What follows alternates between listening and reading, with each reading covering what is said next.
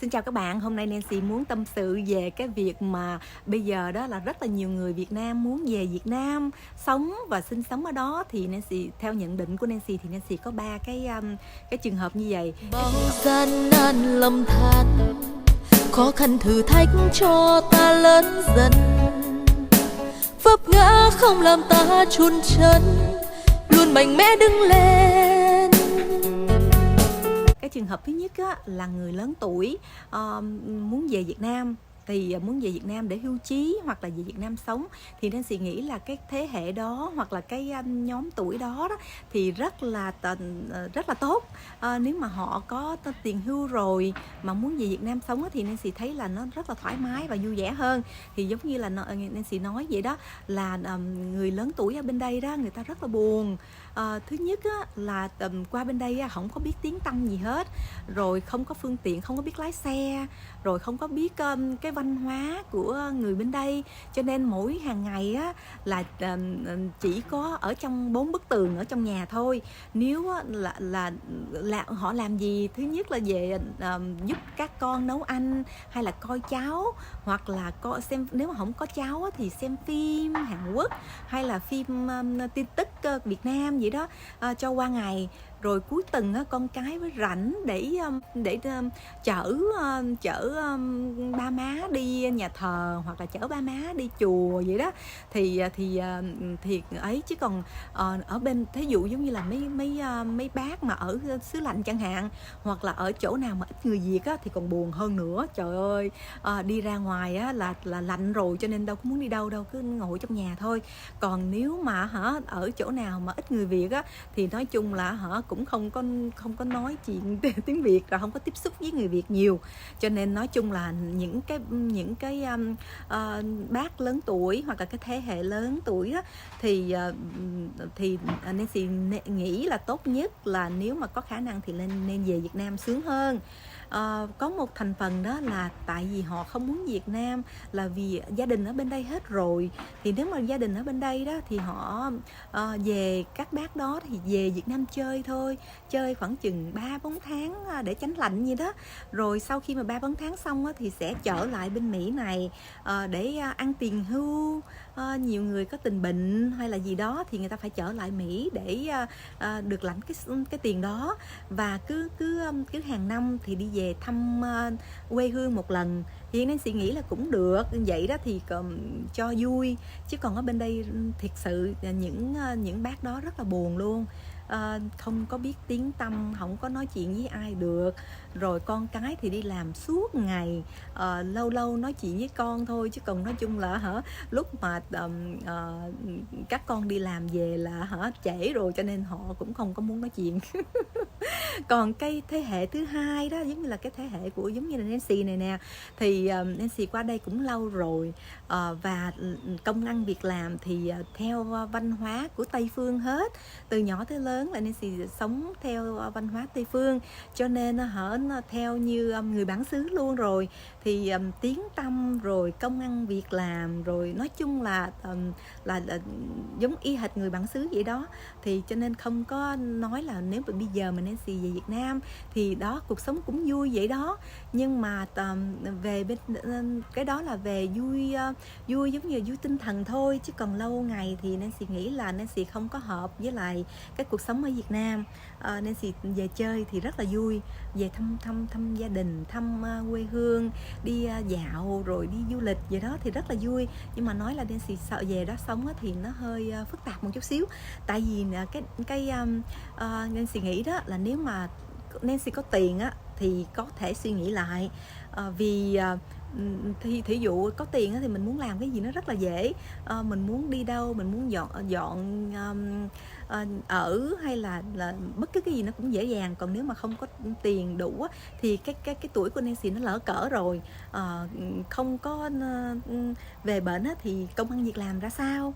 Làm á, thì bên đây thì lương nó cao rồi, mà nói là bây giờ Việt Nam á, thì làm sao mà làm cái chức nào để cho họ mướn cái tuổi nó lỡ cỡ, rồi làm chức gì để có đủ tiền để trang trải trang trải cuộc sống hàng ngày. Nên biết là trời ơi, để đáp ứng được cái cuộc sống giống như bên đây rất là khó, không có dễ đâu. Trừ khi là mình có tiền có vốn để làm kinh doanh thì cái đó nó không nói gì, mà còn nói là những người mà bình thường đi làm công sở với Nancy đó thì sẽ không có cái khả năng đó. Thấy là họ dạo này có những bạn mà cỡ tuổi Nancy đó, họ dành dụm được một số vốn rồi thì họ nói là đi về Việt Nam sống thử. Ở bển thì vui vẻ và có nhiều tình cảm hơn, chứ còn ở bên Mỹ này thì sống riêng tư và độc lập hết. Có nghĩa là giống như hàng xóm mình cũng nhiều khi mình cũng ít nói chuyện, không có biết ai hết trơn á. Rất là riêng tư. Cái riêng tư đó cũng có cái lợi và cũng có cái hại của nó. Nhưng mà nói chung là nếu mà Nancy đã sống đây lâu rồi cho nên theo cái văn hóa tập quán ở đây thì quen rồi. Về Việt Nam thì hơi khó chịu chút xíu đó nha, là không phải là mình cũng phải chắc là cần thời gian để đáp ứng cho cái cuộc sống ở bển. Nhưng mà 3 cái yếu tố mà quan trọng đối với Nancy đó, mà nếu mà sống ở một quốc gia nào đó thì phải được đáp ứng được là cái thứ nhất đó là nước sạch ha, cái thứ hai là không khí, cái thứ ba đó là đồ ăn. Tại vì 3 cái thứ đó cái môi trường sống mà không được thoải mái, không được đáp ứng thì hơi không có được tự do tự tại giống như Nancy nghĩ. Và cái quan trọng nhất là tài chánh. Tại vì nếu mà bây giờ mà những người mà lứa tuổi của Nancy về bển thì dĩ nhiên là vui vẻ rồi, thoải mái rồi nếu mà có tiền. Còn nếu mà không có tiền thì lấy gì đâu mà làm việc không đủ để trang trải thì làm sao mà đáp ứng được những cái nhu cầu và cái phương tiện mình đang có như thế vậy. Nói chung là đối với cái tuổi lỡ cỡ với Nancy thì nó hơi khó hơn, trừ khi là mình về bên Việt Nam để đầu tư hoặc là có tiền sẵn rồi đó, mình muốn về hưu sớm thì được. Chứ còn nói là nó bây giờ về bển mà để sống thì rất là khó khăn. Không được. Rồi cái nữa đó, cái quan trọng kế tiếp đó là về việc con cái. Nếu mà nói chung là giờ cái lứa tuổi của Nancy có con cái rồi thì nếu mà muốn đi thì mình cũng phải suy nghĩ cho con, để cho con lớn tuổi đã, có nghĩa là lên đại học rồi tụi nhỏ tự biết chăm sóc cho mình rồi thì lúc đó cha mẹ với suy nghĩ để đi về Việt Nam sống nó an nhàn. Chứ còn nếu bây giờ đó mình về mình thoải mái thiệt nhưng mà con cái của mình họ không thoải mái thì cũng mệt á. Rồi nếu mà có tiền thì không nói gì ha. Đây là trong cái hoàn cảnh mà đa số là nhiều người là cũng lỡ cỡ gì đó, không có đủ tiền hưu trí mà muốn về Việt Nam sống thì hơi phức tạp chút xíu. Nói chung là đa số đó là những người đàn ông cỡ tuổi Nancy thì rất là thích về Việt Nam nha, là tại vì được nhiều người chiều chuộng và bên Việt Nam thì phụ nữ nhiều, nói chung là phụ nữ đẹp, phụ nữ nhiều, dịu dàng, nhưng mà cái dịu dàng đó cũng phải trả giá một cái giá rất là đắt đỏ. Nhưng đối với Nancy đó thì nếu mà có khả năng thì các anh có thể về. Giống như là Nancy đặt một cái bài bình luận đó là nói là trời ơi, mấy anh ở bên đây đó bị phụ nữ ở bên Mỹ này hành hạ rồi luôn là có nghĩa là hăm dọa là nếu mà có chuyện gì là mang người chồng mình ra ngoài cảnh sát rồi hăm dọa tùm lum. Nancy thấy là cái đó là không đúng chút nào hết trơn á. Dù đi đâu cho chăng nữa, người phụ nữ ở đâu, đã nói là người phụ nữ Á Đông hoặc là người phụ nữ Tây Phương hay bất cứ một người phụ nữ nào ở trên trái đất này, người ta cũng không làm như vậy. Trừ khi nào là cái cái chuyện của nó đó là quá đáng quá thì họ mới làm như vậy thôi. Tại vì cái đó là quyền lực để bảo vệ người phụ nữ của mình. Đó là Nancy thấy là rất là đúng. Chứ còn ngoài ra đó, nếu mà thương nhau, vợ chồng phải gắn bó rồi chăm sóc lẫn nhau rồi quan tâm, đâu có phải là vợ chồng nếu mà lúc mà còn độc thân, còn này còn kia thì có nghĩa là lúc mà còn chưa có con cái mà hai người là vợ chồng son á thì sao cũng được. Nhưng mà lúc mà có con cái rồi á là các bạn cũng phải suy nghĩ cho phụ nữ một chút xíu. Nếu mà thương phụ nữ của mình, thương người vợ của mình hoặc người tình của mình á, thì mình phải chăm sóc, mình phải lo lắng, giống như là phụ giúp chứ. Trời ơi, bên đây đàn bà khổ lắm chứ đâu có sướng gì đâu. Người ta chồng chắc rất là nhiều, cũng đi làm 8-10 tiếng, 12, 16 tiếng giống như là chồng của mình, rồi về rồi con cái, rồi dọn dẹp, rồi nhà cửa, nói chung là bao nhiêu công việc. Nếu mà các bạn người đàn ông thử làm giống như người phụ nữ của mình đi. Giống như là bây giờ đó là bên đây đó là quyền, thí dụ giống như là hai người ly dị đi, mà người đàn ông làm chủ quyền để nuôi con, thì các bạn thấy là nó vất vả như thế nào nếu mà làm một mình. Nếu mình biết suy nghĩ như vậy thì sẽ không nói là người phụ nữ của mình độc quyền, hay là người phụ nữ của mình tệ bạc, hay là cái kia là lúc nào cũng lấy luật ra mà hăm dọa. Cái đó là hoàn toàn sai ha. Nếu mà mình bên đây đó là Nancy là người Tây Phương, có nghĩa là theo cái văn hóa Tây Phương, nhưng mà không có như vậy. Nancy không có thấy là như vậy, cho nên những cái bài viết đó là không đúng. Đúng vậy, người phụ nữ ở bên Tây Phương thì nó có nhiều luật bảo vệ hơn, nhưng mà những cái luật đó là chỉ có nhắm vào những thành phần không tốt thôi. Chứ còn nếu mà thành phần tốt mà thương yêu nhau thì người ta đâu có dùng cái luật đó ra mà để hăm dọa hoặc để đe dọa người chồng của mình hoặc người tình của mình đâu. Cái đó hoàn toàn sai. Nói chung là người Tây ở bên đây đó, hoặc là người đàn ông bên đây mà biết suy nghĩ đó, là họ rất là thương yêu người phụ nữ của mình, thương yêu, trân trọng, kính trọng, và luôn luôn quan tâm và giúp đỡ. Và cái đó đó là Nancy thấy là ở đâu cũng vậy. Đúng vậy, thì ở bên Tây Phương thì người ta từ nhỏ tới lớn là người ta được học cái cách như vậy, cho nên người ta làm rất là chuẩn chu. Những người đàn ông Tây Phương hay là người Việt mà đàn ông mà ở bên Mỹ này cũng khá lâu đó, người ta rất là người ta rất là chỉnh chu về cách quan tâm, rồi giống như là phụ giúp những cái việc trong nhà. Người ta không có nghĩ là cái đó là một cái điều xấu, người ta nghĩ cái đó là mình thương người vợ của mình thương người tình của mình, thì mình giúp cái đó là rất là vui vẻ. Thì cái mà Nancy thấy đó là đúng vậy. Nếu mà mình không có đủ kiến thức về tình cảm, không có đủ kiến thức về tình yêu, thì cái cách đối xử nó khác lạ lắm. Thì đó, cho nên có rất là nhiều thành phần khác nhau. Nhưng mà Nancy thấy đó, nếu mà phụ nữ mà chịu khó chăm sóc, trau dồi kiến thức và về tình cảm, rồi cách thức văn hóa, nếu mà mình hiểu những cái luật lệ của người nam và người nữ, thì mình sẽ nhận ra được nhiều thứ. Mình có thể mình hiểu hơn, và mình có thể mình tiếp xúc và làm sao để cho hai người hòa hợp hơn.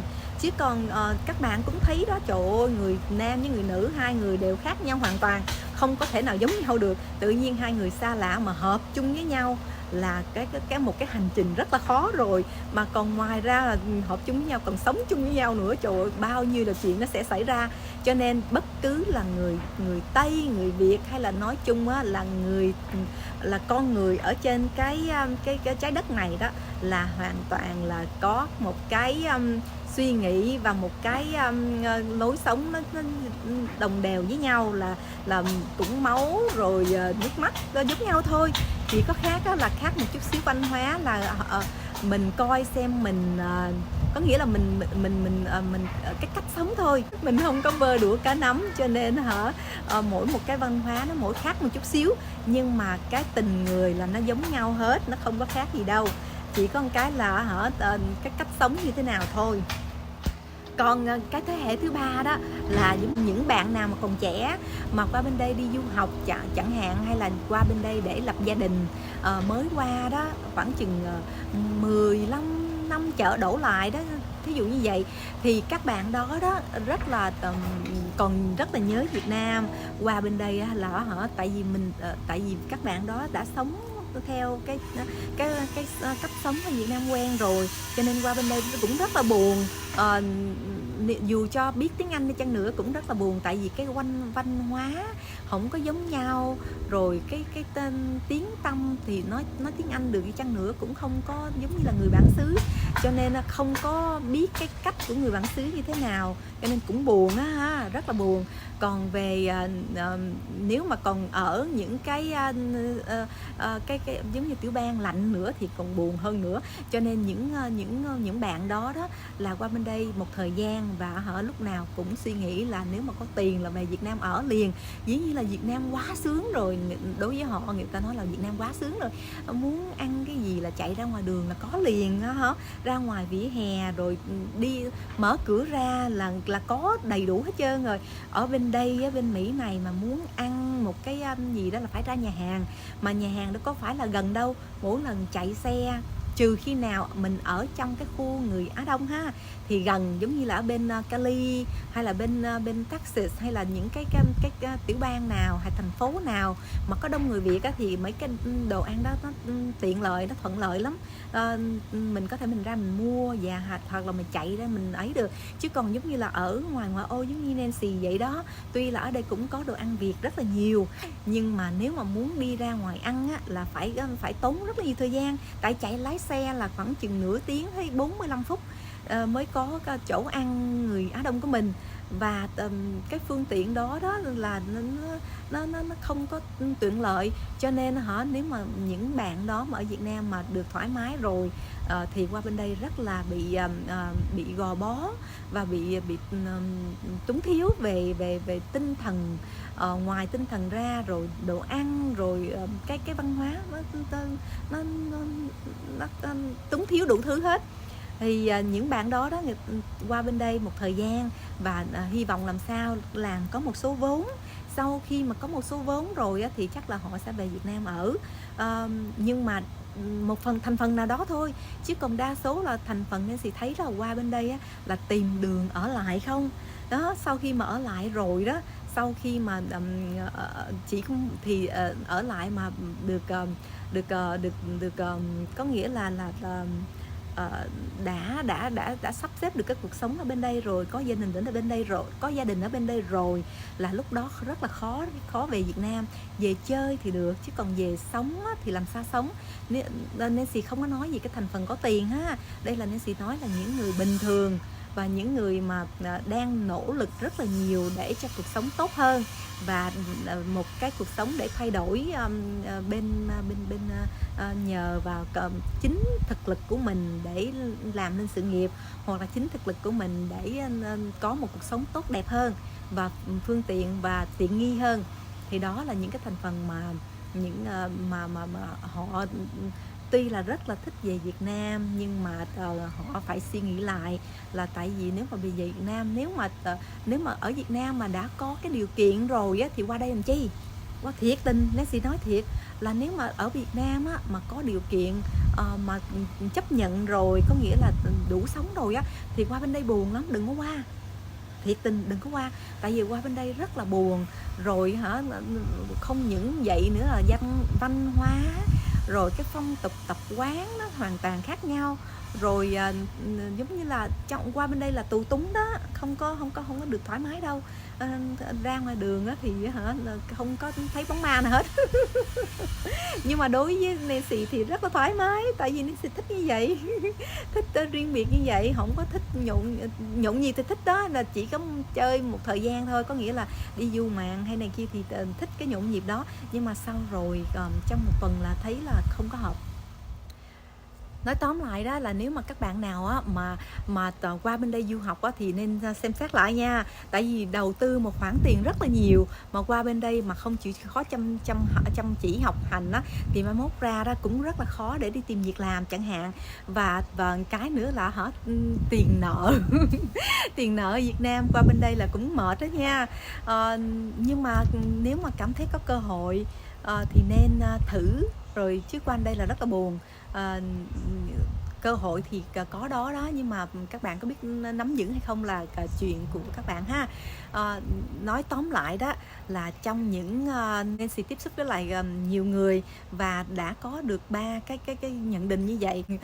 Đa số là nói là bây giờ nước Mỹ bên đây sắp sửa thất thời rồi, thì đi về Việt Nam sống khỏe hơn. Cái đó là lối suy nghĩ của một thành phần nhỏ thôi, chứ còn những người mà sống ở đây lâu rồi, hoặc là những người già mà có điều kiện, mà có biết tiếng Anh hay là biết cái văn hóa bên đây, thì con cái gia đình ở bên đây thì họ chỉ về Việt Nam để thăm quê hương thôi, đi du ngoạn thôi, chứ cần nói về sống đó thì người ta cũng không quen đâu, nếu mà sống ở đây lâu rồi.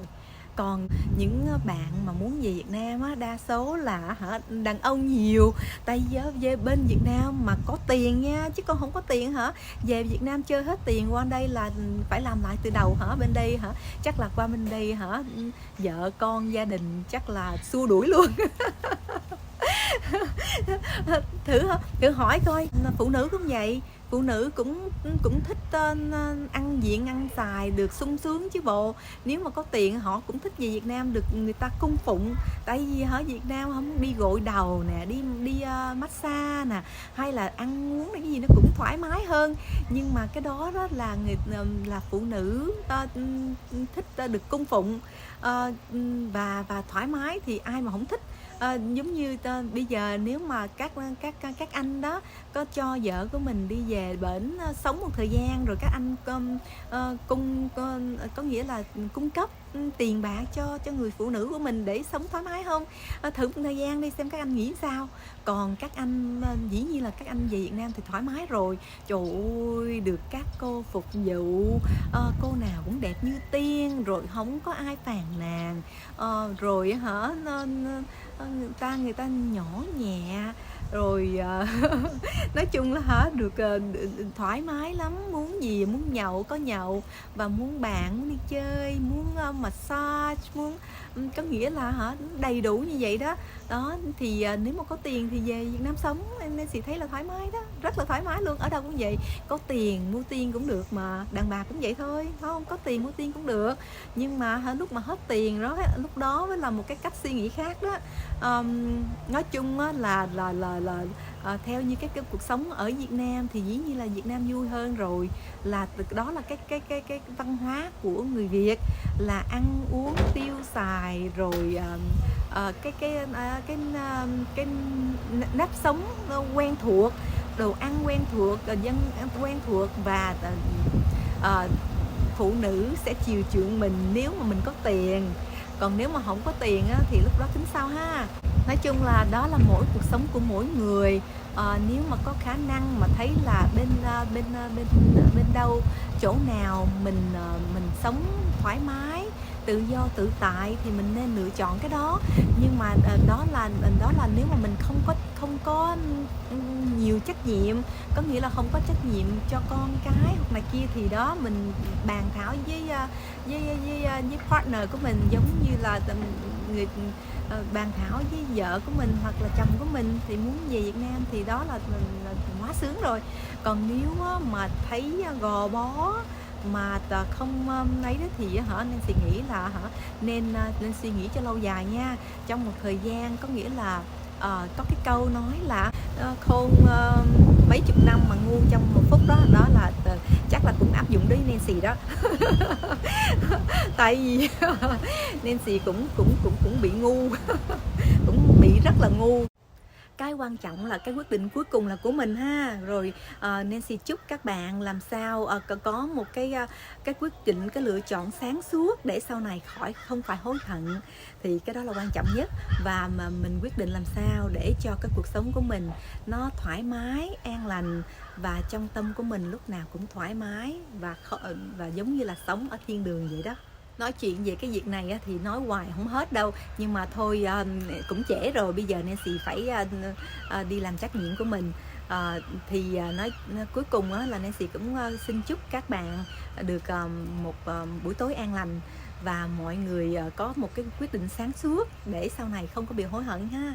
Cảm ơn các bạn đã đón xem. Nếu thấy hay thì hãy đăng ký kênh của Nancy nhé. Xin cảm ơn và xin hẹn gặp lại.